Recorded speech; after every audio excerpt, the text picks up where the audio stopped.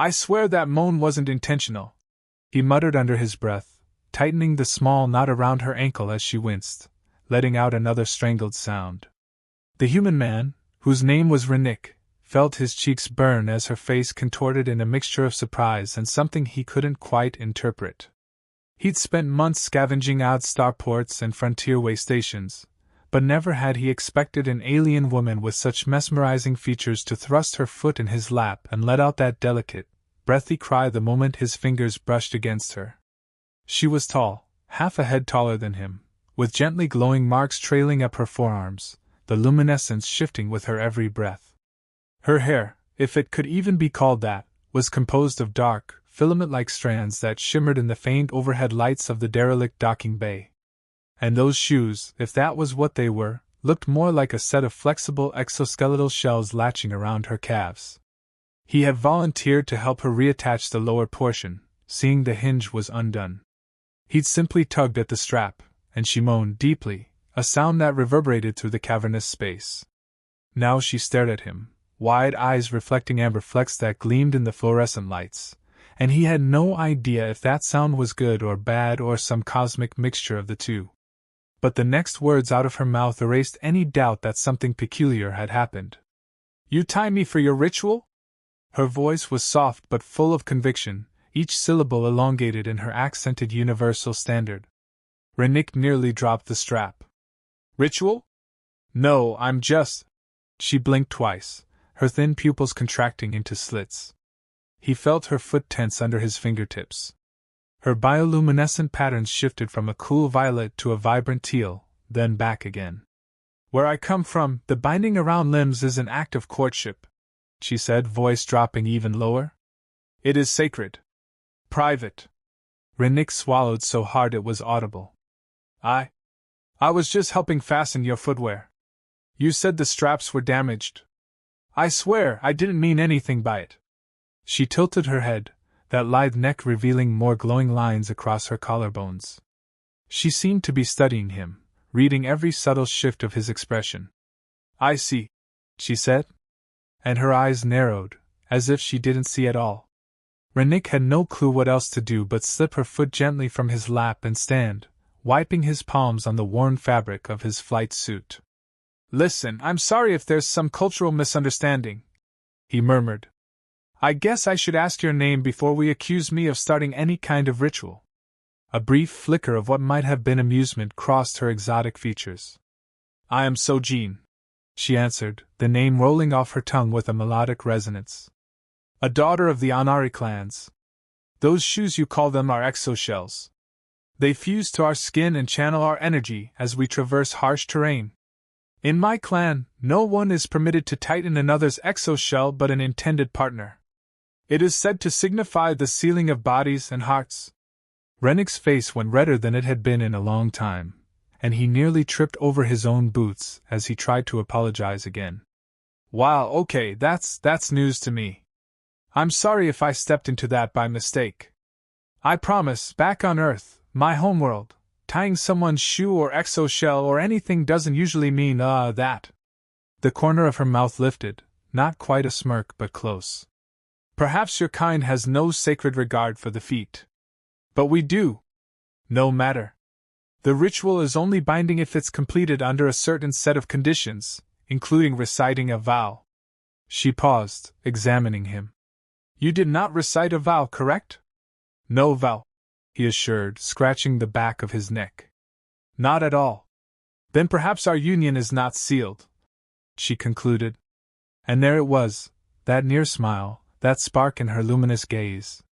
He let out a breath, half relief, half regret that his unintentional foray into an alien custom had made him feel so strangely connected to her. He tried not to let his eyes linger on her slender waist, her shapely arms, the slight glow that shimmered across her skin like liquid starlight. "Rennick," he finally offered. "My name's Rennick." She nodded once. "You have skillful hands, Rennick," she said, flexing her toes now that the exoshell was properly secured. "Whether it was your intention or not, you have performed an intimate act. Our bodies take note of such things, do you understand?" He didn't understand at all, but he nodded, mouth dry, heart hammering. She seemed satisfied with that and pulled her foot away, rising to her full height.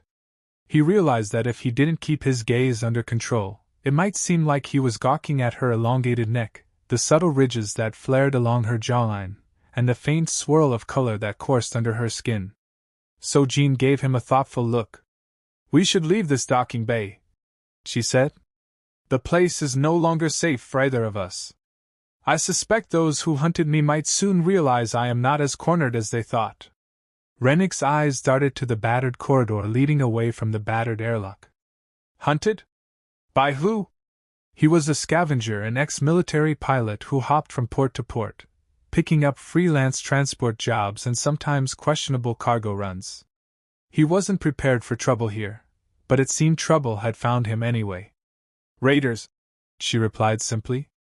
"They call themselves Croth Collective. They arrived with a mandate to capture Anari refugees. I'm not sure if your presence here is a coincidence or if you are in league with them, but either way, they won't spare you if they think you are interfering." Rennick stiffened. He'd heard of the Croth Collective, though only in passing, a notorious group that specialized in capturing and selling rare species. "I'm not in league with them," he spat, the mere idea making him bristle. "I might not be a saint, but slavers and raiders? Not my crowd." So Jean seemed to pick up on the indignation in his voice, and her gaze flickered with fleeting relief. "Good," she said. "Then you might survive this if you stay close and do exactly as I tell you. Do you know this station's layout?" "Not intimately," he answered, wincing inwardly at the use of the word intimately, recalling the shoe fiasco. "But I know enough to get us to my ship. If it's still there and they haven't scrapped it, then we can take off, maybe find somewhere safer. Or at least figure out what the hell is going on." She took a step closer, overshadowing him slightly in height, but overshadowing him a great deal in presence. "I accept your help for now," she said. "And in return I'll do everything I can to protect you from them. I don't want any more bloodshed. My people have endured enough." Rennick nodded. "Then let's go." He turned on his heel, ignoring the faint tremor in his chest that echoed the sense of wonder at having stumbled into the path of such a being. He led her through the dimly lit corridors, scanning for signs of patrols or sentries. So Jean walked quietly beside him, her bare arms glowing softly, seemingly unaffected by the dank chill of the station's failing environmental controls. At one junction, he paused, leaning against a broken console to check the readout on a flickering screen. She stepped closer, the faint floral lace scent emanating from her stirring something in his chest. Their eyes met. "You smell different than most humans," she murmured. "Less mechanical." "Why?" He shrugged, somewhat embarrassed. "I had to ditch my flight suit's standard filtration system a while back. It broke, and I never got it replaced. So maybe you're smelling me more directly." She inched forward, her nostrils flaring as she tested the air. "It's not unpleasant," she said softly, surprising him with how intimate the moment felt. They were in a dingy corridor, one that might soon fill with raiders, and yet she stood only inches away, her luminous body markings shifting in color and glow. He felt the warmth of her breath against his cheek. "Look," he said quietly, "I just want to make it out of here alive. Whatever weird shoe-tying fiasco we had back there, let's chalk it up as a misunderstanding, yeah?" Her lips parted slightly, revealing sharper canines than he was used to. Her expression was unreadable, but her eyes glowed with an intensity that made his pulse skip. "A misunderstanding," she echoed. "Perhaps. But some misunderstandings open doors to new possibilities." He swallowed. "Right. Let's keep those doors firmly shut for now, or at least cracked open only if we both want it." She gave a slow blink, then seemed to focus back on the corridor. "Yes. Led on." They navigated a labyrinth of corridors, passing flickering lights and old supply crates stacked haphazardly. Rennick noted the stench of rotting produce. Somebody had left goods to spoil. The entire station had been abandoned in a hurry, apparently. Maybe the Croth had stormed in. He kept one hand near the sidearm strapped to his belt, half expecting a bullet or energy blast around every corner. At last, they reached the hangar, or what was left of it. Half the overhead lights were out, plunging the space in heavy shadow. Only a few ships remained, battered vessels with missing panels, scavenged pieces. His eyes landed on his own small transport, the Firebrand. It was a cheap runabout, but it was all he had left from his old life. "There she is," he said under his breath. "If the power cells are still intact, we can get out of here in a hurry." Sojin studied the ship as if trying to sense some deeper resonance, her head tilted to one side. "That craft does not look comfortable," she observed, her tone plain. Rennick stifled a defensive retort. It wasn't the best ride, but it flew. "It'll get us off this hunk of debris," he replied firmly, stepping forward to examine the hull. He slid his access key along the panel, hoping no one had tampered with it. When the ramp descended with a hydraulic hiss, he exhaled in relief. "That's a good sign." Sojin walked up the ramp, the glow of her markings illuminating the small cargo bay in flashes of teal and rose. Rennick followed, pressing a few controls to seal the ship behind them. "Let me do a quick systems check, then we'll see about leaving before these Croth guys show up." She nodded, taking in every detail, the chipped paint, the exposed wiring, the stale air. He couldn't help but notice how out of place she looked in these cramped human quarters, tall and radiant with those swirling patterns. And yet, for some reason, it felt right to have her here. The adrenaline pumping through him refused to settle, arousal and tension mixing with the dread that raiders could attack at any moment. "Watch the corridor," he told her, sliding into the pilot's chair and keying in the ignition sequence. The console beeped to life, engine whirring. He glanced at the fuel gauge, still enough for a short jump. "We're good to go if we can get clearance from the station's maglock. They might have locked down outgoing ships." She stood behind him, her presence warming the air near his back. "I can handle that," she said, leaning over his shoulder, slender fingers dancing over a side console. The entire ship's interface flickered. "Are you?" Before he could question her, the screen scrolled through lines of alien script. A moment later, it displayed an override. "Maglock cleared." "That was, how did you?" She let out a soft hum. "My clan has ways of bending technology to our will," she said, a cryptic half-answer. "Hurry, get us out of here." Rennick didn't have time to question further. He powered the engines, feeling them hum beneath his feet, then eased the Firebrand off the hangar floor. They lurched upward, and the station's battered ceilings slid away as he guided the craft through the exit corridor. The second they were free of the docking bay, a hail of red lights erupted on the sensor display. "Damn it!" he hissed. "The Croth have set up a perimeter. Hang on." He thrust the engines into a sharper climb, weaving around floating debris. A large ship loomed ahead, bristling with gun turrets. "They're going to open fire if we don't move fast." Sojin's gaze narrowed. "Push the throttle. Their scanning is outdated. We can slip by at full burn if you keep your course angled." She pointed to a sector of the starfield. "Go there, below the plane of the station. They will expect a direct route, not a dip in the gravitational pocket." He stared at her, uncertain how she knew the ship's exact capabilities, but adrenaline took over. Gritting his teeth, he slammed the thrusters forward. The ship vibrated, metallic groans echoing through the hull. Sure enough, a barrage of laser fire streaked past, but they remained just outside the direct line of fire.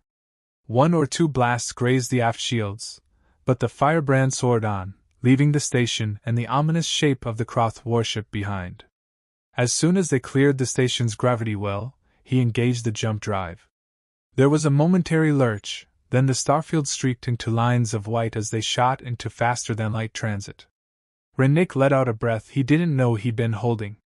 "We made it," he said in disbelief. "We actually made it out." Sojin's shoulders sagged, relief evident in the way her glow dimmed to a gentle shimmer. "For now," she murmured. "We're safe for the moment, but the Croth Collective will keep tracking me. They have ways of tracing on our life signatures. We must choose our next hiding place carefully." "So that's what they're after," Rennick said, leaning back in the pilot's seat. "They want Anari for what exactly?" She looked away, jaw tight, and he caught the glint of pain in her eyes. Our species has certain properties, she began, voice low. Healing abilities, electromagnetic resonance. We can power or disrupt technology with ease. The Kroth see us as living weapons or energy sources. They capture and enslave us, using our gifts for their own benefit. Many of us don't survive. Rennick cursed under his breath. He ran a hand through his short-cropped hair, feeling a surge of anger. Slavers, always slavers. Then we're definitely not letting them get you, he said, surprising himself with the firm resolve in his tone. She studied him, her gaze searching for sincerity. She must have found it, because her markings pulsed once, brightening. Thank you, she said softly. Not many humans would risk themselves for a stranger. Rennick chuckled, though there was no humor in it. I'm probably being reckless, he admitted. But I can't abide scum like that. And well, you already roped me into your weird shoe-tying mating ritual. Seems like I should at least see it through. He was going for levity, but her features turned serious, and a strange flicker crossed her face. You joke, she said quietly. But in my culture that act is not so easily dismissed. My body, it reacts to you now. I can't explain it in a way you'll fully understand, but the moan I made was involuntary. I felt your touch more intensely than I should have. Rennick's breath caught. He pressed his lips together. So that's why you moaned, right? It wasn't me hurting you. No, she whispered, gaze locking onto his. It was the way your hands enclosed my foot. The ring of your fingers around the shells. The press of your palm. For Anari, that contact is akin to a vow. Or at least part of one. She broke eye contact, as though embarrassed. I do not want to push this on you, especially if your kind does not share such customs. But you must know that my body now senses you as something more than just an acquaintance. He swallowed, uncertain how to handle that. He'd had a few relationships, mostly short and meaningless, flings that gave him little more than fleeting pleasure. But this was new. This was cosmic. Let's just figure out the next step, he said carefully.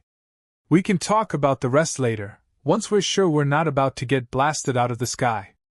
Sojin nodded, relief coloring her features. Yes, that would be wise. Do you have a refuge? He hesitated, scanning the star chart. Maybe.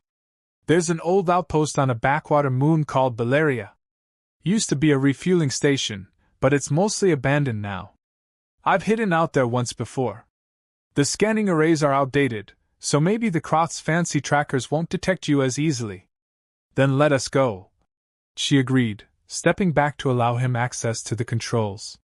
He adjusted their heading, setting a course for Baleria. The jump drive word, the NAV systems locked, and they sped through the emptiness of space toward their uncertain destination. But inside Rennick's chest, an unfamiliar tension grew, fueled by the memory of that intimate moan, and the knowledge that he might now be entangled in a bond he never knew existed. He tried to ignore the sensation of her presence looming behind him, how every breath she took seemed to pulse through him. Focus on the mission, he told himself. Survive, hide, keep her out of Slaver's hands. Then they could part ways if that was best. Yet something in him already doubted he would want to part from her at all. When they dropped out of FTL near Baleria, a dusty moon orbiting a dull red planet, the sensor readings confirmed that it remained largely deserted. Long ago, it had boasted a single settlement built around the ancient gas mining facility, but once the resources dried up, so did the population. Now it was a graveyard of rusted structures and half-buried docking bays. Rennick eased the firebrand into a stable orbit before guiding it down through the moon's thin atmosphere. Icy ridges and sandy craters extended as far as the eye could see, and the settlement that came into view was no more than a handful of dome-like buildings, connected by half-collapsed walkways. He spotted the main landing pad near one of the larger domes, and gently set the ship down in a swirl of dust. Welcome to paradise, he quipped, powering down the engines. Sojin peered through the cockpit window, her luminous markings flickering in reflection of the dim sunlight. Paradise indeed, she replied, a wry note in her voice. She reached for the harness, paused, then inhaled. I sense many old energies here. It's as though the ground itself is humming with lost echoes. Rennick gave her a sidelong glance. You Anari are a sensitive bunch, aren't you? We feel the flow of life, she said simply. It's both a gift and a burden. He nodded, somewhat mystified, then unbuckled. Let's see if we can find a secure hideout. The outpost's old living quarters might still be intact.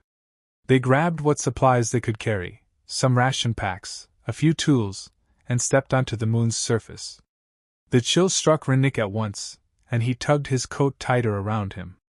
Sojin appeared unfazed, though faint wisps of vapor curled in the cold air around her parted lips. Her exoshell boots crunched on the rocky ground as they made their way toward the settlement's central dome. The door stood half open, rust flaking off. Stay behind me, he said, drawing his sidearm. She gave a little shrug, following close, seemingly unconcerned with the potential dangers. Inside, the dome was dim, lit only by a few battered overhead panels. The space had once been a hub, with an old communications array at the center and several branching corridors leading off. Debris cluttered the floor, broken glass, pieces of metal, tattered tarp. Rennick coughed at the stale, dusty air. Let's check the living quarters. If the systems still run, we might get some minimal heat and recycled oxygen. Sojin nodded. Lead on. As they moved through the corridors, she trailed her fingertips along the walls, occasionally pausing with a soft hum. This place remembers many passings, she murmured. It's like a drifting memory. Rennick, who had never thought of an abandoned outpost as anything more than space junk, found it both unsettling and strangely captivating to watch her interpret the environment. Here we are, he said, stopping in front of a door marked with old, faded human lettering. He pried it open. The room beyond was small, with 2 bunks and a table. The overhead lights flickered. A wave of relief washed over him when he saw a functional console in the corner. Let me see if I can route some power, he muttered. To his surprise, as soon as he pressed a few buttons, the console flashed. A faint hum indicated the generator still had some juice. We might be in luck. The place could run on auxiliary power for a bit. Sojin watched him, her expressions shifting in the dancing shadows. You do much with very little, she observed. I guess that's my specialty, he replied, cracking a small grin. I've been scavenging parts and living off scraps for years now. She tilted her head, eyes studying him. You said you are not in league with raiders, but you do questionable cargo runs. Why? He hesitated, but her gaze pressed him. I used to be a pilot for a legitimate transport company, but after a misunderstanding with an executive who wanted to exploit some outer colony folks, I lost that job. My record was blacklisted. So I started picking up any job I could find. The cargo was often shady, but it paid enough to keep me flying. It's not that I liked it, I just had no other choice. She nodded, as though she understood necessity. Survival can lead to 1,000 compromises, she said quietly. But your eyes betray your heart. I sense you are not one to delight in others' suffering. He offered a rueful smile. Thanks, I guess. So does that mean you trust me now? Her markings flickered with a gentle pulse. Trust is complicated. But I choose to believe you mean no harm. And that is enough for the moment. He gave a small nod, then rummaged through a closet. Inside, he found some outdated thermal blankets and a few containers of dried food. We can stay here for a bit, he said. The firebrand is parked outside, so if the Croth track us down, we'll have to make a quick getaway. But at least for tonight, this might be safer than drifting in open space. She agreed, settling on one of the bunks, her posture surprisingly graceful despite the tight quarters. Rennick did his best not to stare at her. The lines along her arms had shifted to a soft lavender glow, giving her an almost ethereal quality in the gloom. He recalled the moment in the docking bay, the inadvertent contact that had sparked a wave of confusion and heat in him. He wondered if that was just her biology, or if something deeper had been awakened. Clearing his throat, he sat on the edge of the other bunk. So about that moaning. Do you Do you think the bond or whatever is still active? Her gaze lingered on him, her pupils widening slightly. In some ways, yes, she said, voice low. My senses are heightened. If I focus, I can feel echoes of your presence, a warmth that resonates from you. It may not be a completed vow, but it's not nothing. Rennick let out a shaky breath. I don't want you to feel forced into anything, or that I'm expecting something from you because of a shoelacing fiasco. A tiny smile tugged at her lips. You humans handle these matters so delicately. It is not about force or expectation. It is about acknowledging that our bodies have begun a dance. Whether we continue it or not is another question. He rubbed the back of his neck, suddenly aware of how close they were in this cramped room. He wanted to ask her more, about her culture, her biology, about that flush of sensation that had run up his arm when he touched her. But fatigue tugged at him, along with the weight of the day's events. We've both had a long day, he said, trying to keep the tremor out of his voice. Maybe we should rest. We can keep watch in shifts, make sure the place stays secure. She nodded, rising to check the door. I'll take first watch, she offered. My body needs less sleep than yours, I suspect.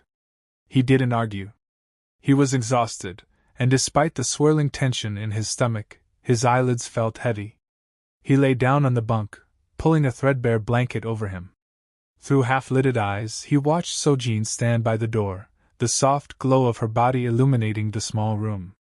Just before he drifted off, he imagined he heard her humming a quiet tune, the notes vibrating with a subtle energy that seemed to cradle him into sleep. When he woke, the overhead lights had grown even dimmer, running on low auxiliary. The room was cold. He sat up, noticing Sojin perched on the other bunk now, her legs folded under her eyes closed. He thought she might be asleep until she spoke in a hushed voice. Your rest ended earlier than I expected. He blinked. How did you? I heard your breathing pattern change, she said simply, opening her eyes. It's a slight shift, but to me it's quite loud. He nodded, pushing off the blanket, rolling his shoulders.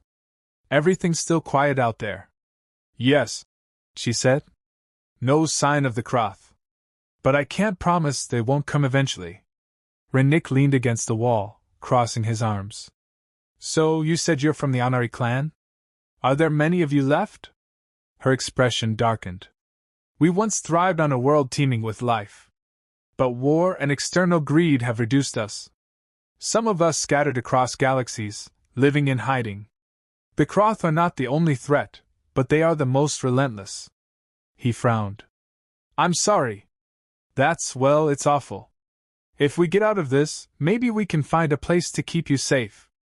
She studied him, her markings flaring a little brighter. I appreciate that. But safety is no guarantee in this universe. And your vow is not to protect me. I do not demand it of you. Something tugged at his chest. He realized, in that moment, how quickly he had begun to care about her safety, about her future. Maybe it was just the adrenaline, or maybe it was that accidental bond. Or perhaps it was simply that he hadn't felt this alive, this protective, in a long time. Yeah, he said gruffly. Well, let's just see where this goes. Time passed slowly. They ate a meager meal of stored rations, Sojin nibbling curiously at the processed bars. Rennick fiddled with the console, trying to see if the outpost had any communications array left. Most of it was offline, but he managed to get a static-laced ping from somewhere. Might be a neighboring sector, he told her. But I don't want to broadcast too much. It could tip off the Kroth. She agreed, and they fell into a contemplative silence. At one point, he noticed Sojin rubbing her calf near the exoshell strap. He swallowed, memories of how she moaned. Is your leg bothering you? He asked. Sore from all the running? She hesitated, then let out a gentle sigh. It's not pain. It's a kind of warmth, still lingering from your touch. I am not used to this. Usually, only an Anari with a shared vow can evoke such sensations. Yet here I am, responding to a human. He approached cautiously, half afraid to cross another boundary. Do you want me to examine it? Or is that too She looked up at him, her eyes shining. Would you? A surge of adrenaline shot through him, more intense than if he'd been facing down a raider. He knelt beside her bunk, trying to keep his voice steady. Sure, but I don't want to step on more cultural landmines. I will guide you, she said softly. Gently, she extended her leg, letting him place one hand around her ankle. The exoshell's surface was cool to the touch, though beneath it, he felt the warmth of her skin. Press here, she instructed, guiding his hand to a small seam. As he pressed, the shell unlatched with a soft hiss, revealing the flesh beneath. Her calf was smooth, marked with faint glowing lines that pulsed in tandem with her heartbeat. Rennick swallowed, trying not to let his gaze wander too high. Your body is incredible, he murmured without thinking. Heat flooded his cheeks. Sorry, I just meant. She gave him a small smile, strangely gentle. It's all right. Your admiration is not unwelcome. He nodded, carefully applying pressure to the muscles as if offering a tentative massage. She let out a quiet sigh, her eyes drifting shut. Yes, that's it. The contact, your skin on mine, it's strong. He felt his own pulse quicken, an odd mixture of desire and curiosity. Every movement of his fingers seemed to spark a tingling awareness in him, as though their energies were intertwining. This was more than just physical attraction. It felt electric. Then he remembered they were in an abandoned outpost, on the run from slavers, with no guarantee of tomorrow. He pulled his hand back, ignoring the protest of his own body. We should be careful, he whispered. She opened her eyes slowly, the violet glow under her skin fading back to a calmer hue. Yes, you are right. Our situation is precarious. They both stood, an unspoken tension humming between them. Rennick's breath felt uneven. He forced himself to look away, focusing on the corridor beyond. I'll do another sweep, he said, grabbing his sidearm. Make sure we're still clear. She nodded, staying behind. As he moved through the dome, checking corners and scanning for any signs of life, his mind whirled. He wasn't sure if it was that bizarre bonding effect or just plain infatuation, but he was undeniably drawn to her. Yet he knew the last thing he needed was a distraction. They were in mortal danger, and he had a habit of losing everything he cared about. That was part of why he drifted from station to station, never letting himself grow roots. By the time he returned, Sojin had the console open, weaving strands of shimmering energy between her fingers as she manipulated wires. Whoa, he said, startled. What are you doing? She glanced over her shoulder. Attempting to set up a barrier. Anari can create a minor electromagnetic field that scrambles certain scanners. If the Kroth comes searching, it might buy us time. He watched her hands move with effortless grace, the filaments of light dancing across the console. Incredible, he breathed. She shrugged, as if it were no big deal, though a bead of sweat trailed down her temple. It seemed to tax her physically. Eventually, she finished, and the console hummed with new life. There, she said, exhaling. I cannot maintain it forever, but it might give us a day or two. Thank you, he said. I'm sure that'll help. She sank onto the bunk, clearly drained.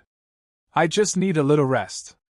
Rennick dug around for an old medkit, then handed her a canteen. Here, he said, sitting next to her. Drink. It might help. I don't know how your biology processes water, but hopefully it's not poisonous to you. She took the canteen, sipping carefully. No, it's safe. My kind can handle most water-based fluids. He tried not to let his mind wander to other potential fluids, feeling his cheeks warm again. She smirked slightly, as if reading his thoughts. You humans embarrass easily, she teased softly. He scoffed. It's just that I'm not used to someone so direct. Is that a bad thing? She asked, leaning closer. The faint glow of her markings bathed his face in soft light. He swallowed. No. Just new. He felt the heat building between them again, that almost magnetic pull. But he also heard the quiet hum of the outpost's failing systems, the dusty corridor behind them, the distant threat. They were not alone in this universe, and danger lurked just beyond the battered walls. "We should figure out a plan for tomorrow," he said, forcing practicality into his voice. "We can't stay here forever. Eventually, we'll need supplies or to get somewhere more permanent." She nodded, leaning back. "We should rest, then strategize. The Kroth might come, or they might not. But I suspect they will not give up so easily." Rennick let out a slow breath. "Agreed." They shared a long look, either fully voicing the undercurrent of attraction thrumming between them. Then Rennick forced himself up, crossing to the door. "I'll keep watch for a while. You rest." She laid down on the bunk, eyes drifting shut. He stood guard, listening to the faint hum of the console and the soft sigh of her breathing. His thoughts drifted to all that had transpired, from an awkward moan over a shoe strap to what seemed like the beginnings of an interspecies bond that defied logic. He didn't know whether to laugh or to stare at the cosmic wonder of it all. But for the moment, he was content to simply make sure she slept safe, to stand between her and whatever danger lurked outside. And if a part of him yearned for more, for the possibility of discovering just how deep that bond could go, he kept it pressed down, telling himself that tomorrow could bring anything. Better to survive one day at a time, even if the space between them crackled like static on a wire, threatening to ignite into something far greater than he had ever known. The next day arrived in a gray haze of half-power lighting and the faint beep of the console. So Jean rose gracefully, though Rennick noticed subtle fatigue in her eyes. The electromagnetic barrier must have drained her more than she let on. She didn't complain, merely stretched her limbs, luminous lines shifting color. Rennick fetched some rations, and they shared a small meal in relative silence. Thoughts of the uncertain future weighed heavily between them. "So," he finally said, chewing on a stale protein bar, "we need supplies. This outpost might have some leftover crates or salvage we can use, maybe hidden in the sub-level storerooms. Then I figure we see if the firebrand can handle another jump, or if we need repairs. If the Kroth get a fix on our location, we'll want to leave fast." She nodded, swallowing a mouthful of water. "I'll come with you to the storerooms. 2 sets of eyes are better than 1. He hesitated, recalling the vulnerability in her voice when she spoke about the Kroth. "Are you sure? It might be better if one of us stays behind to keep an eye on the barrier." She shook her head. "I would rather stay close to you." The directness of her statement caught him off guard. His heart gave a small jolt, and he tried to hide the way his breath snagged. "Oh, okay. Sure. Let's go." They left the makeshift living quarters, stepping into the corridor. The outpost remained eerily silent except for the crunch of debris beneath their boots. They headed deeper into the domed structure, descending a rickety stairwell that led to the lower levels. Dim emergency lights illuminated their path. At the bottom, they found a row of sealed doors, each labeled with peeling letters. Rennick tried a console, but it was dead. "Guess we'll have to force it open," he muttered, pulling out a pry bar from his belt. So Jean watched intently as he wedged it into the seam. "Stand back," he warned. "No telling what's in here." With a grunt, he pushed. The door screeched open, revealing a corridor lined with storage lockers. Most were empty or looted, but they methodically checked each one. So Jean found some old clothing, possibly from the miners or technicians who once lived here. Rennick found a small stash of dried goods, still sealed, so presumably edible. He also discovered an old power cell. "This might help the firebrand," he said, tucking it under his arm. "We're lucky no one snatched it before." So Jean held up a glass container filled with a strange, viscous fluid. "No label. Could be some chemical or fuel additive." Rennick shrugged. "Let's grab it. Never know when it might come in handy." They continued rummaging. At times, their hands brushed as they both reached for the same item. Each accidental touch sent a flicker of heat through Rennick, a reminder of the strange bond. He tried to stay focused, ignoring the gentle prickle of arousal that nudged the edges of his mind. Focus on supplies, focus on survival, he reminded himself. When they finished scouring the lockers, they made their way back toward the stairwell. Halfway there, Jean paused abruptly, her markings flaring. Rennick froze, instincts on alert. What is it? She lifted a hand, motioning for silence. A moment later, he heard it too, distant clanking, as if metal boots were stepping across the outpost floors above them. His stomach dropped. We need to hide, he whispered. She nodded, scanning their surroundings. They were in a corridor with no obvious places to conceal themselves, except for a small hatch in the floor labeled Maintenance Access. Rennick hurried over, prying it open. A waft of stale, musty air hit them. In here, he hissed.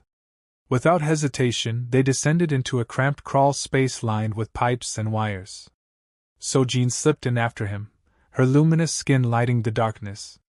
He quickly slid the hatch shut, plunging them into near blackness except for the faint glow from her arms. They huddled together, breaths shallow.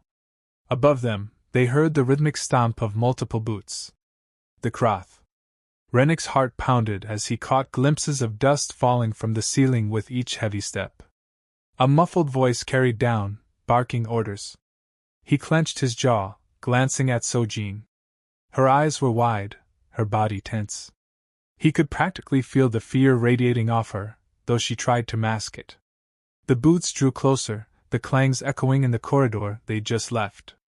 Rennick braced himself, sidearm at the ready, though he wasn't sure what good it would do if they were discovered. They had nowhere to run. Sojin's hand found his in the darkness, gripping tightly. He squeezed back, hoping to offer some comfort. The metallic footsteps lingered above. He could almost make out words. Keep searching.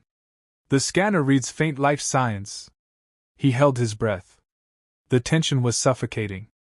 He felt Sojin's body press closer, the heat of her side melding against his. He swallowed, focusing on staying silent. The footsteps halted overhead.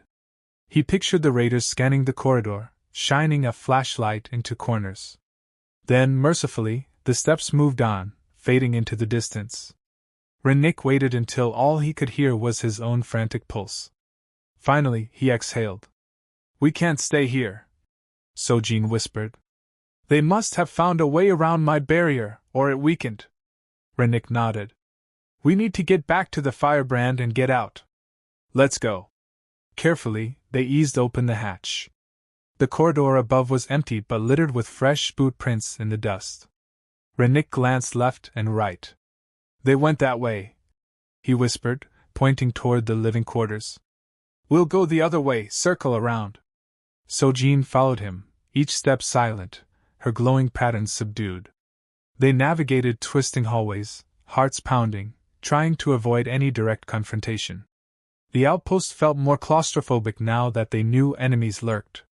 Eventually, they spotted the lift that led back up to the main dome near the landing area. Rennick pressed the button, praying it still had power. It did, albeit sputtering. The doors opened, revealing a cramped lift.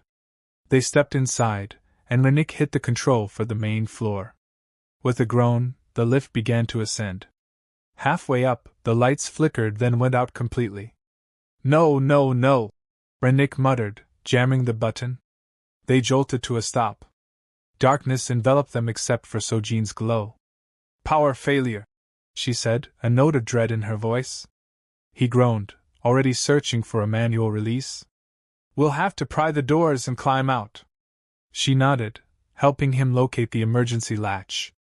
They forced the doors open, revealing a narrow gap of about 3 feet to the main floor. Grunting, Rennick hoisted himself up, then reached down to help her. Their hands locked, and that warm tingle shot through him again, nearly making him lose his grip.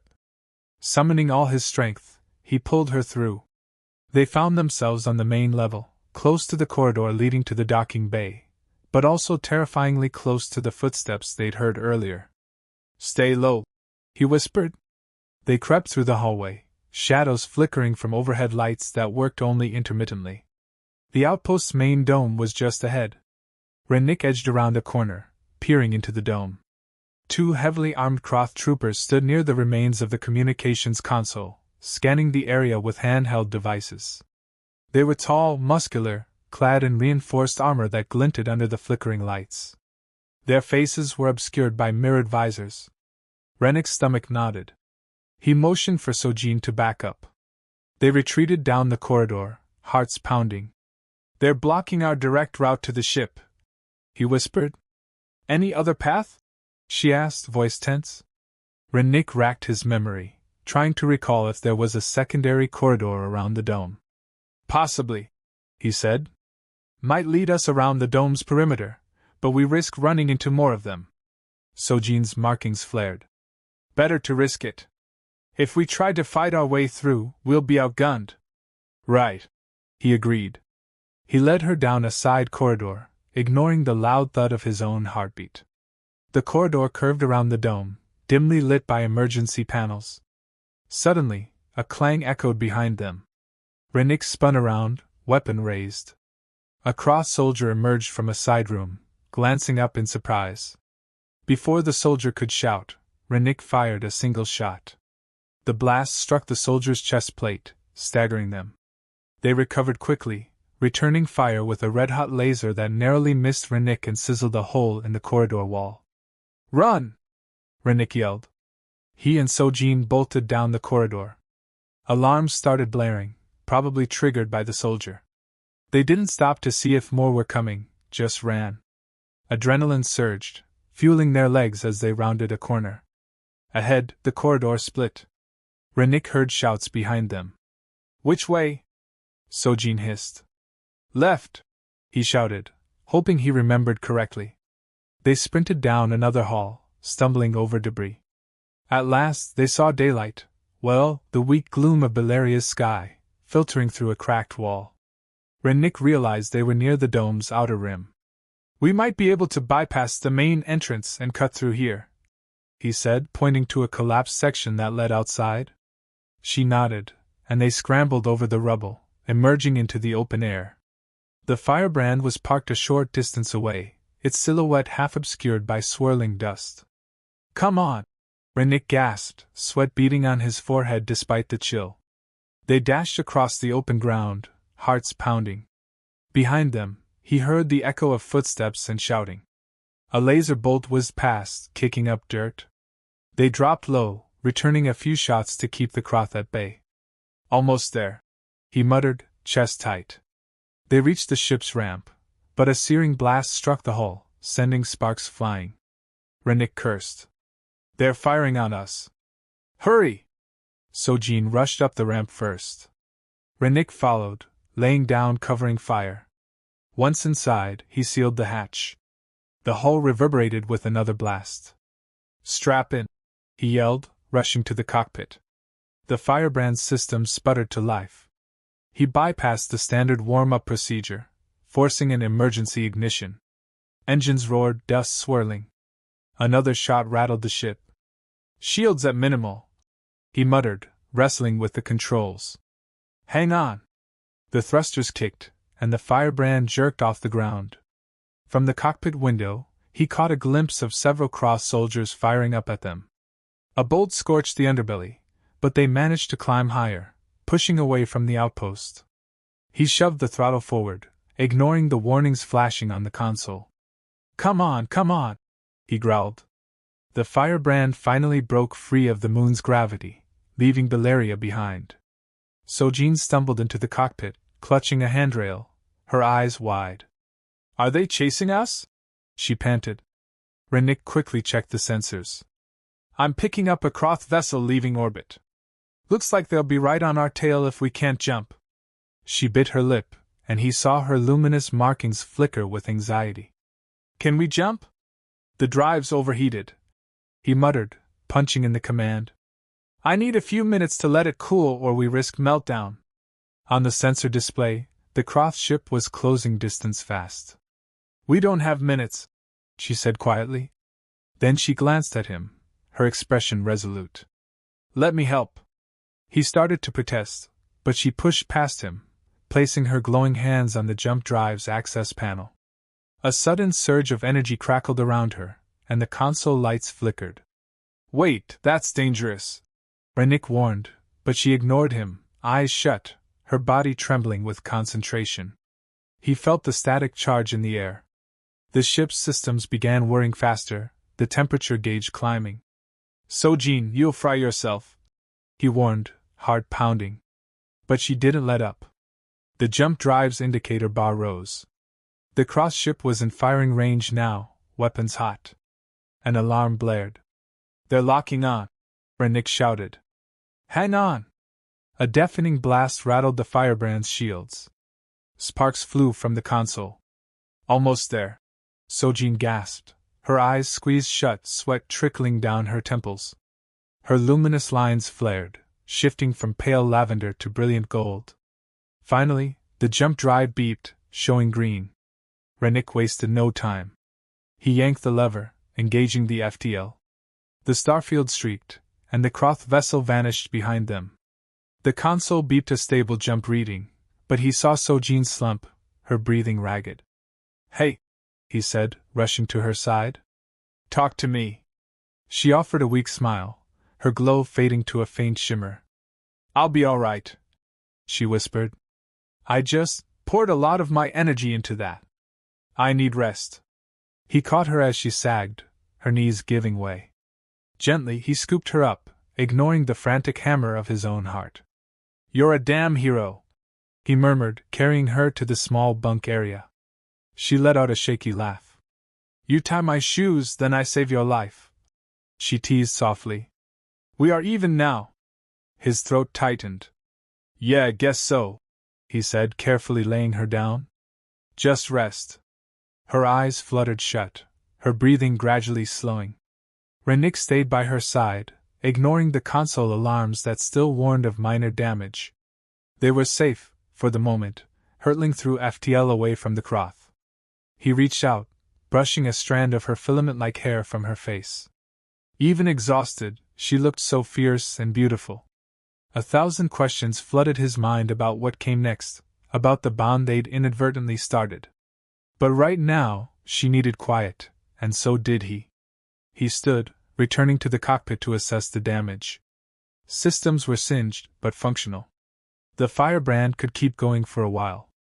Where exactly they would go, he wasn't sure. But as he gazed back at the bunk, at Sojin's resting form, he realized for the first time in years, he wasn't just drifting aimlessly. He had something worth protecting, someone who might offer him a sense of belonging he'd lost long ago. He settled into the pilot's chair, letting the hum of the FTL soothe his racing thoughts. The journey ahead was uncertain, but he couldn't deny the strange warmth blossoming in his chest. Whatever this bond was, it had set them on a collision course with fate, and he had no intention of letting go. Tomorrow would bring new perils, of that he was certain. But for tonight he kept his eyes on the swirling patterns of faster-than-light travel outside the viewport, feeling an ember of hope kindling deep inside. Outside, the cosmos stretched on, vast and indifferent.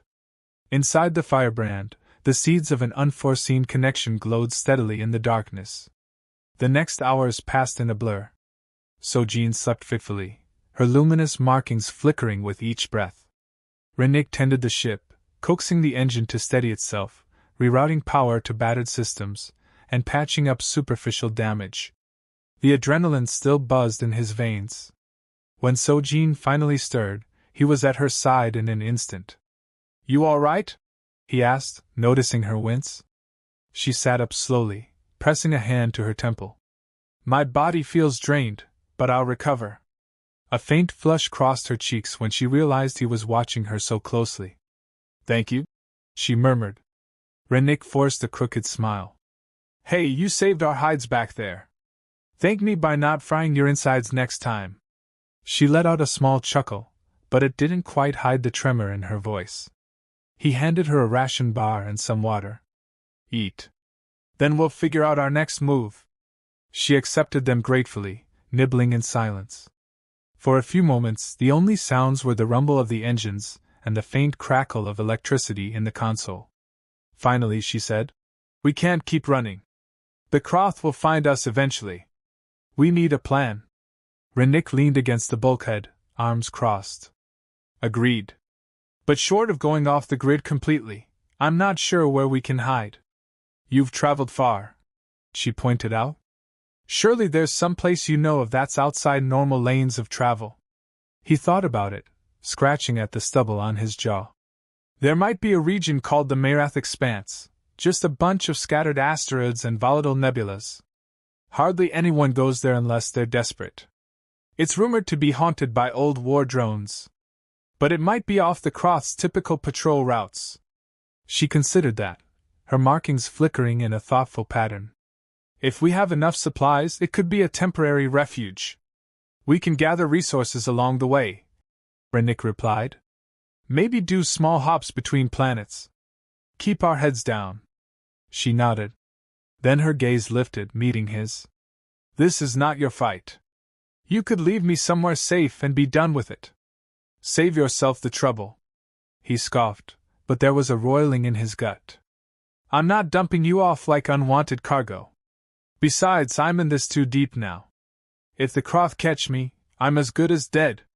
Might as well stick with the woman who can single-handedly supercharge a jump drive. Sojin tilted her head, a faint smile tugging at her lips. I appreciate your loyalty, even if you blame it on practicality. Her gaze lingered, warming him. But I also sense you want more than just survival. He dropped his eyes, a flush creeping up his neck. Look, I'm not trying to push anything. We barely know each other, but there's obviously something between us. I don't know if it's just your biology messing with my head, or if it's real. But I'd be lying if I said I didn't want to explore it. She reached out, resting a glowing hand on his forearm. A soft jolt passed through him. It's not all biology, she said quietly. We Anari don't experience these sensations with just anyone. And you, there is a shadow in your eyes, a hurt that calls to me. I want to soothe it if you'll let me. Rennick's throat tightened. He wasn't used to this kind of naked vulnerability, let alone from someone he just met. But everything about this felt accelerated, surreal. The memory of her moan, the rush of warmth when he held her, it all came crashing back. Yeah, maybe, he managed, his voice strained. But let's not do this when we're about to hide in some asteroid field. The timing's a bit off. Her gaze held his for a beat longer. Then she nodded, letting her hand slip away. We do have pressing matters, she acknowledged. Where to first? He moved to the NAV console. We'll try for the outer rim of the Marath sector. It'll take a few jumps. We can stop at remote outposts or fringe markets for fuel or food if needed. But we need to avoid any major trade lanes where the Croth might have eyes. Sojin agreed, and he punched in the coordinates. The firebrand hummed, the drive spinning up. They lurched into FTL once more, leaving behind the old outpost and its memories. Over the next few days, they slipped in and out of warp, hopping between backwater systems. Sometimes they risked small space stations, docking incognito just long enough to barter or scavenge for supplies. They avoided large crowds, rarely speaking to anyone. Each time they took off, Rennick braced for the possibility of a Croth ambush, but none came. On the ship, life fell into a quiet rhythm. They ate together, made repairs, studied star maps, and practiced stealth maneuvers. Sojin's presence was a constant hum of energy, and sometimes their eyes would meet across the cockpit, a silent understanding passing between them. One evening, after a particularly tense jump, Rennick found himself pacing the cargo hold, restlessness gnawing at him. Sojin entered, arms folded, luminous lines glinting in the low light. Are you all right? She asked, voice echoing softly in the enclosed space. He stopped, turning to face her. Just keyed up, he admitted. Every time I close my eyes, I see those cross soldiers. I wonder how long before they catch up, or if I'm leading them straight to you. She approached, her steps measured. You are not leading them to me, she said. You are shielding me. And I'm grateful. He sighed, running a hand through his hair. I'm no hero, Sojin. I'm just a guy stumbling through the universe, trying not to die. A hero is not measured by grand speeches, she replied softly. Sometimes it's the small acts of kindness, of bravery, that make one a hero. You risk yourself for me, someone you barely knew. Yeah, well, you saved me too, he said, thinking of the jump drive incident. That's different, she insisted. My people are taught to share our gifts freely. But your willingness to help me, that is a choice you made. He looked into her glowing eyes, heart pounding. Her sincerity was overwhelming. He found himself stepping closer. I told you I'm not dumping you, he murmured. It's probably selfish, but part of me just wants you around. Her lips curved into a gentle smile. Then keep me, she whispered, stepping closer until they were mere inches apart. For as long as we both desire it. Rennick inhaled sharply, every fiber of his being drawn to her. She lifted a hand, resting it on his chest, over the steady thrum of his heart. He placed his hand atop hers. The warmth was undeniable, the same electric current they'd felt before. Slowly, as if testing the boundary, he leaned in. She met him halfway, lips brushing in a whisper of contact. His stomach flipped, and heat surged through his veins. It was a tentative kiss, gentle but charged with raw possibility. She tasted exotic, her breath tinged with that faint floral aroma. Her luminous lines glowed brighter, reflecting the surge of emotion. He deepened the kiss, letting the tension of days on the run and nights of quiet yearning pour into it. She responded with a soft moan, sending a ripple of desire across his skin. It wasn't just physical need. It was a merging of energies, a raw and unspoken vow that caught him off guard with its intensity. After a breathless moment, they pulled back, foreheads resting together. His heart hammered in his chest, and he saw his own wonder mirrored in her eyes. Her glow shimmered, dancing across her cheeks and neck. That was everything, she breathed. He let out a shaky laugh. I guess tying your exoshell wasn't the only ritual we stumbled into. Her lips twitched in amusement, but her gaze remained earnest. I fear this bond might become even stronger now. Is that a bad thing? He asked, still feeling the lingering warmth of her kiss. She shook her head slowly. I don't know. All I know is that I feel your presence in my very core. Like a spark that refuses to go out. He swallowed, the weight of that admission heavy. I feel it too, he admitted. The overhead lights flickered, and the ship lurched as they dropped out of FTL. The console in the cockpit beeped urgently. Guess the universe isn't giving us a break, Rennick muttered. They rushed to the cockpit. What is it? Sojin asked, strapping into the co-pilot's seat. Rennick studied the readouts. Anomaly up ahead. The NAV system forced us out of FTL to avoid a gravitational well.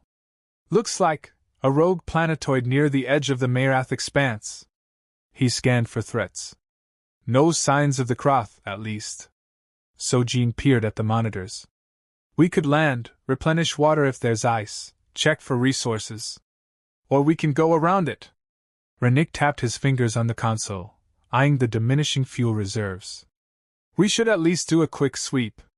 The firebrand's not exactly well stocked. Let's see if we can find anything useful. She nodded, and he piloted them toward the planetoid. It was a small, barren rock, lit by a distant star. As they drew closer, the sensors picked up irregular readings beneath the surface. Caverns, he muttered. Might be pockets of water or some mineral deposits. They found a relatively stable patch of ground to set down on, the firebrand's landing gear settling into a thin layer of dust. The outside atmosphere was nearly non-existent, so they donned helmets from the ship's supply closet. Rennick's was an old pilot helmet, while Sojin had to adjust a spare to fit her elongated head. They stepped out onto the planetoid's surface, dwarfed by a slate-gray horizon. Stars glimmered overhead, unobstructed by atmosphere. The ground was pockmarked with craters, and jagged rock formations speared upward. Rennick activated his scanner. I'm picking up a reading about 50 meters in that direction, he said, pointing toward a ridge. Sojin's luminous lines were subdued beneath her suit, but he could see her eyes shining through the visor. Lead on. They trudged over the uneven terrain until they reached an opening in the rock face. Looks like a cave system, Rennick murmured. The scanner beeped with low-level signs of water ice deeper inside. We can get some water, maybe anything else of value. But we should be quick. They ducked through the narrow entrance, using helmet lamps to navigate the darkness. Inside, the temperature plummeted, and small crystals glinted on the walls. Every step echoed ominously. The scanners indicated potential ice just around a bend. Rennick and Sojin pressed forward, their breath fogging up the visors. Then, a movement flickered in the darkness. Rennick froze. "Did you see that?" "Yes," she whispered, her voice tense. A faint skittering sound reached their ears. "Some creature?" he wondered. Another shape darted across their path, a spider-like thing with glimmering eyes that reflected their lights. Rennick grimaced. "Natives, maybe. As long as they're not hostile." They proceeded carefully. The creatures, apparently unnerved by their intrusion, scurried out of the beams of light. Soon, the passage opened into a small chamber where a layer of ice coated the floor. Rennick knelt, chipping off shards into a portable container. "This should melt down into some decent water," he said. Sojin turned in a slow circle, her lamp revealing streaks of mineral deposits in the rock. "This place is ancient. The air is so still, like no one has stepped here for centuries." He stood, finished collecting ice. "Let's get out before we disturb anything. I've got a bad feeling." She was about to reply when a tremor shook the cavern. Dust trickled from the ceiling, and the floor beneath them quivered. "Earthquake?" Sojin gasped, bracing against the wall. "Planetquake, maybe," Rennick corrected, adrenaline spiking. "We need to move." They hurried back the way they came. Another tremor hit, this one stronger. The ceiling cracked, sending a spray of rubble down. Rennick shoved Sojin out of the way just in time, debris clattering where she stood. "Go!" he shouted. They sprinted through the winding passage, the ground buckling under their feet. Behind them, rocks crashed, sealing off parts of the cavern. Rennick's heart hammered in his ears. Finally, they spotted daylight, the narrow entrance in sight. A final jolt thundered through the cave, and the roof collapsed. Rennick dove, dragging Sojin with him, narrowly avoiding the cascade of boulders that sealed the opening. They spilled out onto the planetoid's surface, panting. A cloud of dust billowed behind them. "That was close," he gasped, shakily checking her suit. "You okay?" She coughed, nodding, her visor smeared with dust. "Yes. Thanks to you." He squeezed her arm in relief. "We got the water. Let's get back to the ship." They trudged back, grateful to see the firebrand still intact. Rennick stored the ice and stripped off his helmet once inside the airlock, Sojin doing the same. They stood there, breathing heavily, the adrenaline still coursing. "Damn planetoid tried to bury us," Rennick muttered. Then his gaze locked with Sojin's. Without warning, she leaned in, capturing his lips in a fierce, desperate kiss. He froze for a millisecond, then surrendered, melting into the contact. The near-death experience must have shattered their restraint, because their mouths moved hungrily, tongues meeting in a burst of raw emotion. He let the container of ice drop with a thud, fumbling to wrap his arms around her. She pressed against him, luminous lines flaring through her suit. Their helmets clattered to the floor, forgotten. The cargo hold was cold, but his body burned with heat, electricity dancing across his skin as her hands gripped his shoulders. She moaned softly, the sound echoing from the depths of her being, fueling the fire in his chest. They broke apart for a breath, foreheads touching. Her eyes were half-lidded, pupils dilated. "I thought I'd lost you in there," she murmured. He swallowed, heart pounding. "I'm not that easy to get rid of." She let out a trembling laugh, then dove in again, capturing his lips with renewed fervor. This time, the kiss was slower, deeper. He felt every shift of her body, every subtle line of muscle beneath her suit. His fingers roamed up her arms, feeling the faint hum of her energy. Part of him wanted to tear the suit off, to feel her glowing skin, but a flicker of caution remained. They were not safe, not stable. But in that moment, none of it mattered. The universe narrowed to the warmth of her mouth on his, the press of her form. Finally, she eased back, breathing heavily, eyes shining like twin embers. He cradled her cheek, searching her gaze. "You sure?" he whispered. "About all this?" Her lips parted, breath ghosting across his face. "I'm sure," she said, voice thick with emotion. "We may not have tomorrow, Let me have now. That raw honesty sent a bolt of longing through him. He brushed his thumb over her lower lip, relishing the softness, the subtle glow of her markings. No, he echoed, leaning in again. The next moments blurred into a haze of sensation. Frantic hands, murmured endearments, clothes peeled away in the privacy of the cargo hold, the jarring clang of a canister as someone kicked it aside, lost in the intensity of the moment. He discovered that her luminescence grew brighter with each rush of pleasure, lighting her skin in waves, as if responding to his touch. She trembled, breath hitching, and he felt a tremor of awe. It was more than just physical heat. It was a merging of their energies, an alien human connection that defied logic and reason, forging a bond that went beyond simple lust. Time seemed to stretch, suspended, until eventually they lay entwined on a folded tarp, the afterglow pulsing in the air. She rested her head on his chest, and he stroked her hair, feeling the silky threads of filament between his fingers. The faint hum of the ship's systems provided a lullaby. He realized he'd never felt so close to another being, so immersed in the moment. That was... he began, searching for words. She glanced up, a lazy smile on her lips, markings still flickering. Sacred, she finished softly. He pressed a gentle kiss to her forehead. Yeah. Sacred. They fell silent, content to drift in the warmth of each other's presence. At length she moved, propping herself up on one elbow. Your heart, it hurts, she whispered, touching his chest lightly. I can feel an ache in you. Something from your past. His throat tightened. He hadn't spoken of it to anyone in a long time. I lost someone, he said, voice low. A fellow pilot. We were close.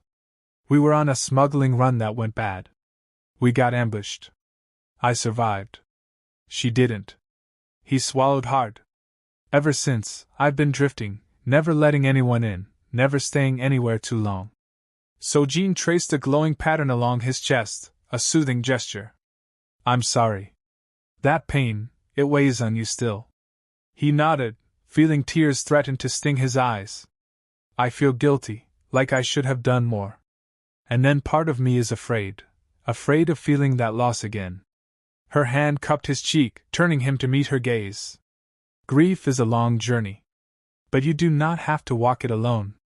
I may not be human, but I understand loss. I've lost most of my people.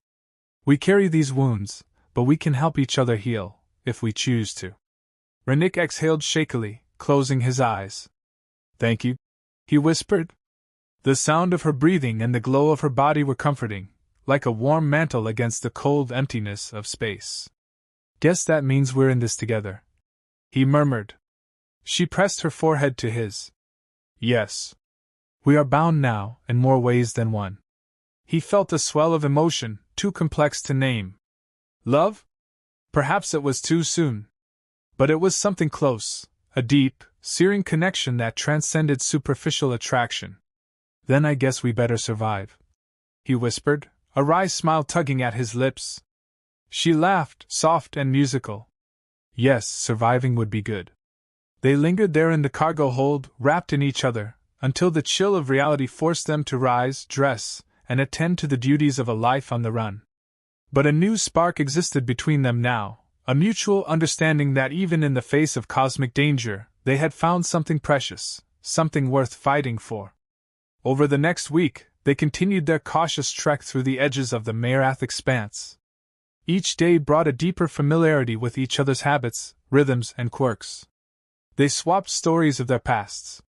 She told him of the Anari rituals, the luminous ceremonies, the communal bonds, the sacred vow of foot-binding that signified mutual devotion.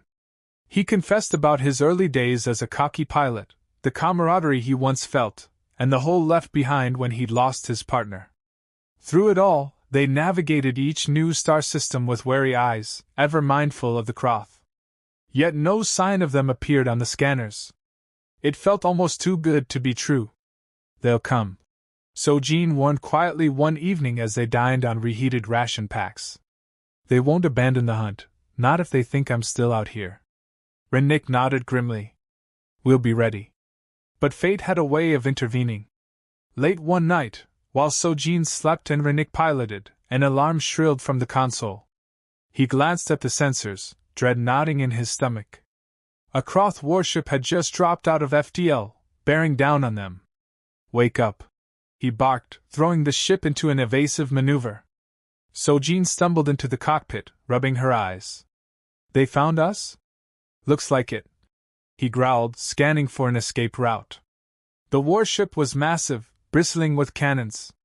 He banked the firebrand sharply, trying to weave through an asteroid field.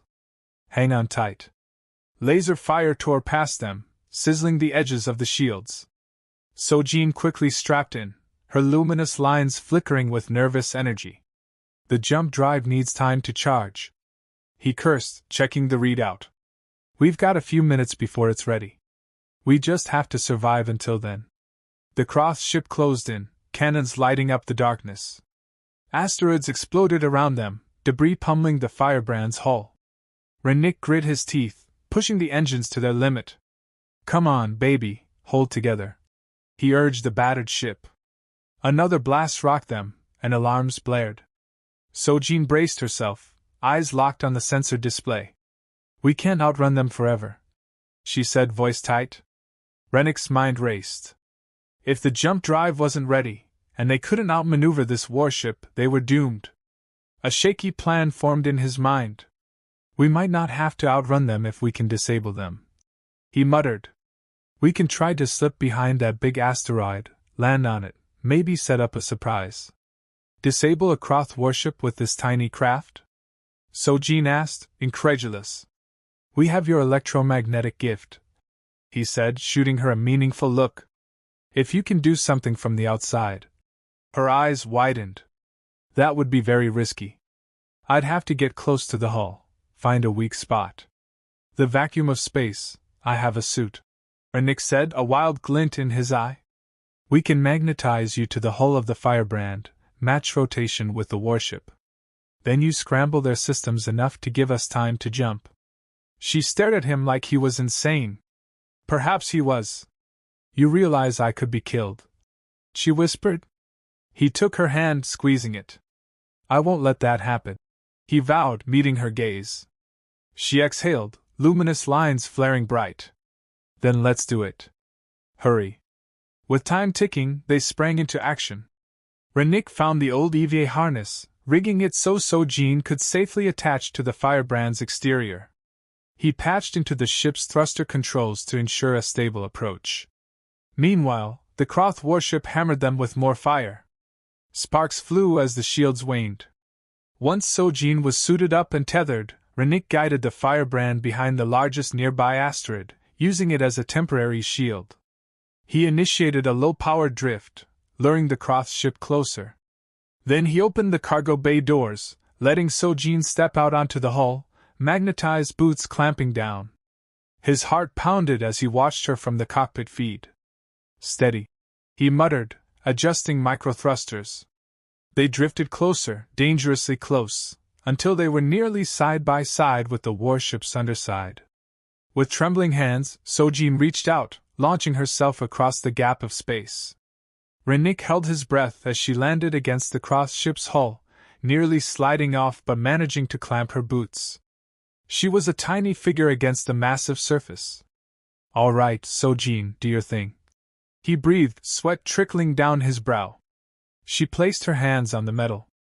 Through the feed, he saw her body begin to glow, luminous lines raging brighter than ever before. Sparks danced around her. The Kroth ship shuddered. "It's working," Rennick muttered, scanning the sensor readouts. The warship's energy signature fluctuated wildly.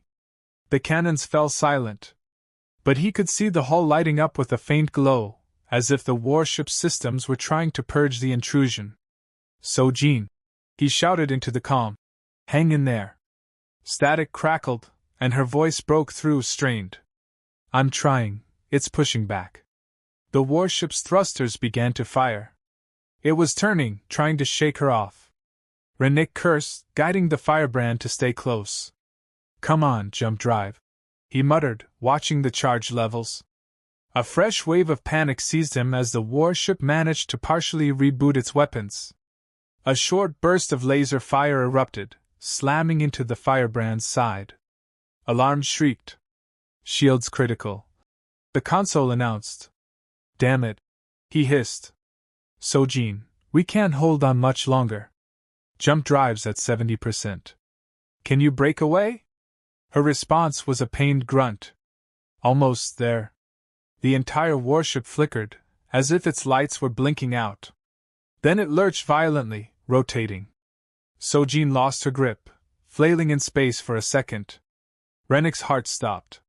He fought the controls, trying to position the firebrand to catch her.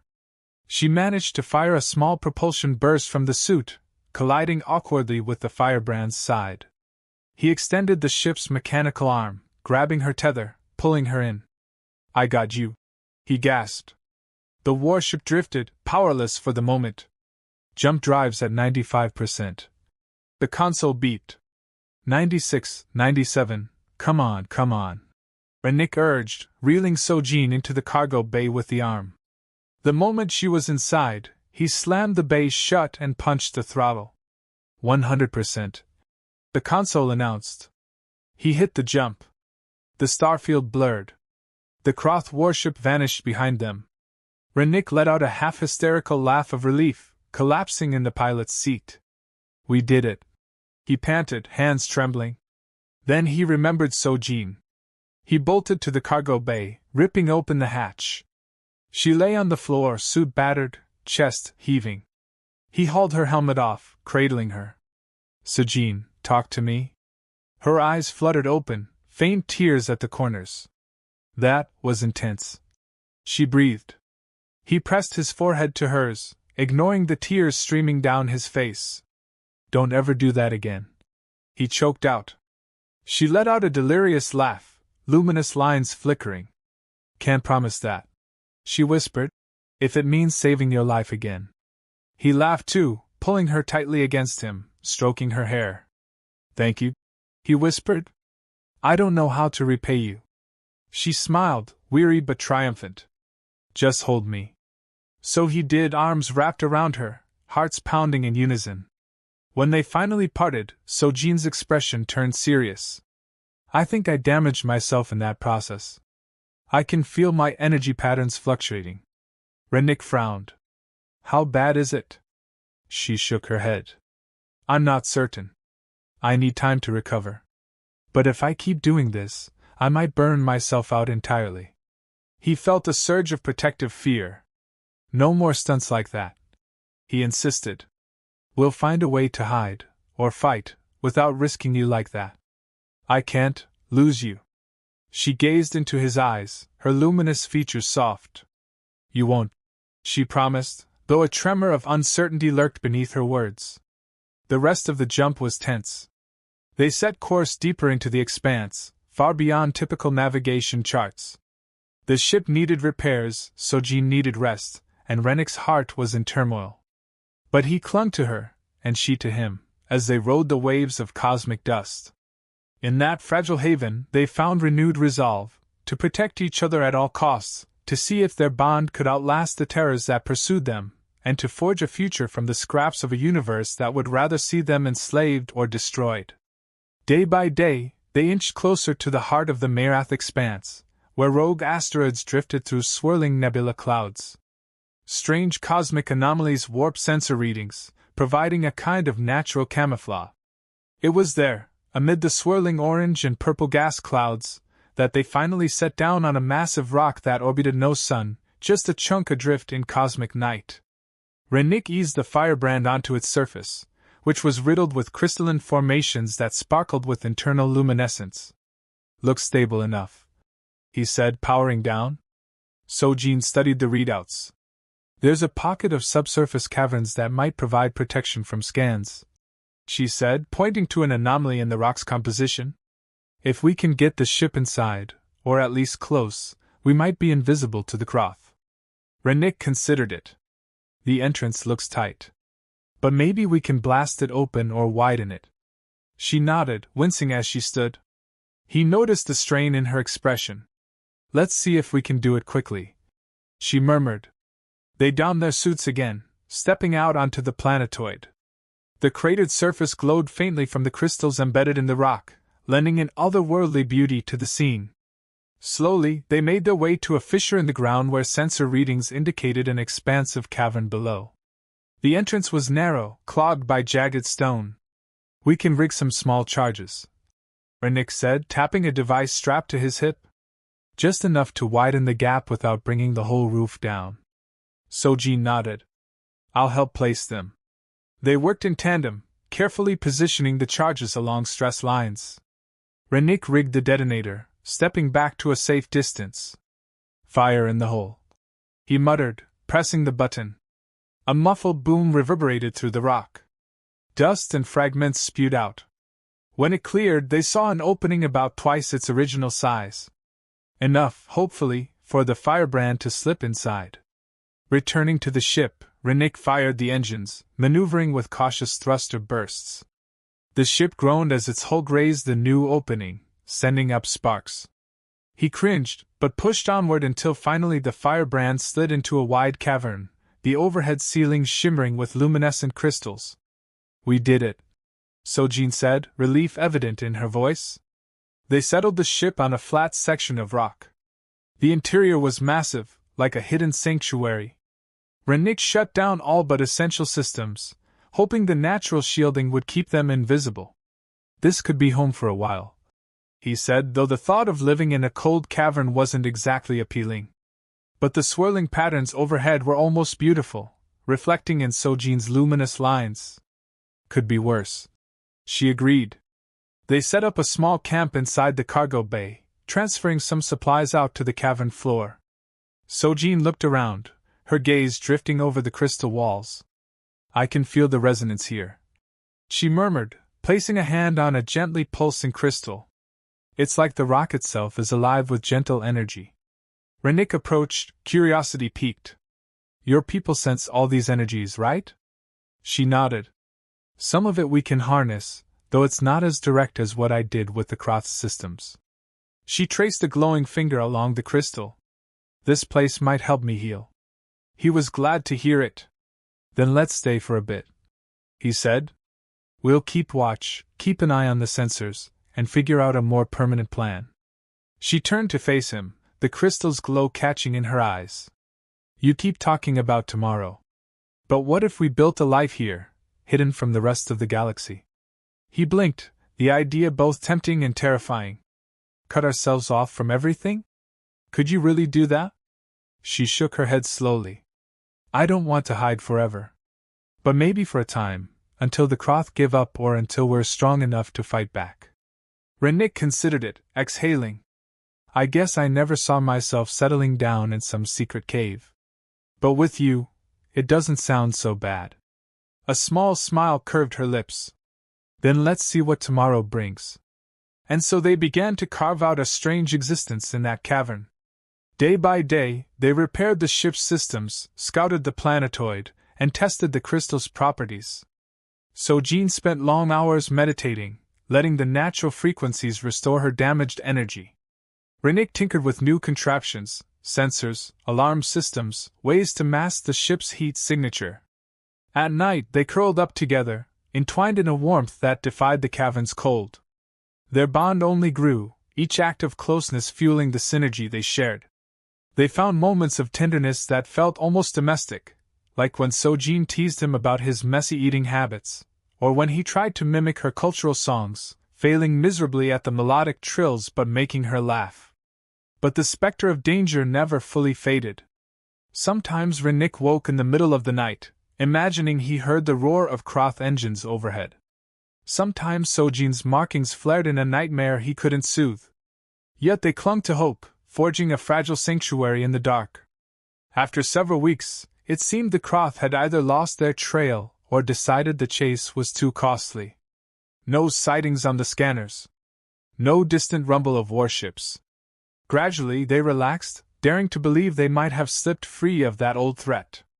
One evening, as they walked hand in hand through the cavern, admiring the phosphorescent crystals, Sojin turned to him with serious eyes. "Rennick, there is a final step of the vow in my culture," she began, voice hushed. "The full binding of feet is only one part. But completing it means we truly become a pair, recognized by the cosmos. He caught his breath, recalling how it all started with a simple shoe tying. What does it involve? She exhaled softly, gazing at him under the crystal glow. Sharing a piece of our essence. In the old days, it was done with a drop of blood or a tear, mingled into water that we both drink. Her markings glowed faintly, as if in memory of ancient rites. It's symbolic, but for Anari, it seals the union. It's not to be taken lightly. Rennick's chest tightened. He thought of the fear he'd carried for so long, the fear of losing someone again. Yet he couldn't deny how deeply he cared for her. The bond had already transformed him in ways he never imagined. Do you want to do this? He asked, voice low. She nodded. If you do. I don't expect you to follow my traditions if you aren't ready. But every fiber of me calls out for completion. He let out a shaky laugh. I never thought I'd be performing an alien bonding ritual in a hidden cavern. But yes, Sojin, I want to. You have no idea how much He paused, swallowing. How much I love you. The confession hung in the cool air, every syllable a leap of faith. Her eyes shimmered with tears, luminous lines pulsing. I love you too, she whispered, voice trembling with emotion. They embraced, hearts pounding as one. She then knelt by a small crystal outcropping, chipping a shard off to form a makeshift bowl. Carefully, she pricked her fingertip, letting a droplet of glowing fluid drip into the bowl. Rennick did the same, hissing softly at the sting. Their mingled droplets sizzled, glowing faintly. She fetched a small measure of melted water from their supply, pouring it in. We share this, she said, voice solemn. And with it, we share our hearts. Together they lifted the bowl, each taking a sip. The liquid was cool and tasted of minerals, but he swore he felt a spark ripple through his veins. The crystal in the cavern shimmered in response, or perhaps it was just his imagination. When they set the bowl down, she let out a shaky breath, eyes shut. Then her markings erupted in a radiant display of color, dancing from her neck to her ankles, a cosmic tapestry. He gasped, feeling a surge in his own body, as if his heart had been plugged into a greater current. Then it passed, leaving him dizzy, breathless, and filled with a deep, resounding peace. It's done, she whispered, opening her eyes. We are one now, in the eyes of the cosmos. Rennick smiled, tears slipping down his cheeks. He pulled her into his arms, pressing a reverent kiss to her forehead. I'm yours, he murmured, holding her close as the light of the crystals enveloped them. They stayed there, wrapped in each other, letting the weight of that moment settle. In the quiet, he felt more alive than he ever had, the shadow of his old wounds eased by her presence. Outside, the galaxy remained harsh, but here, in this hidden sanctuary, they had carved out a life bound by love, strength, and the promise of a shared tomorrow. Perhaps the Croth lurked still, perhaps other dangers awaited, but none of that mattered as she kissed him again, slow and gentle, sealing their vow with tender finality.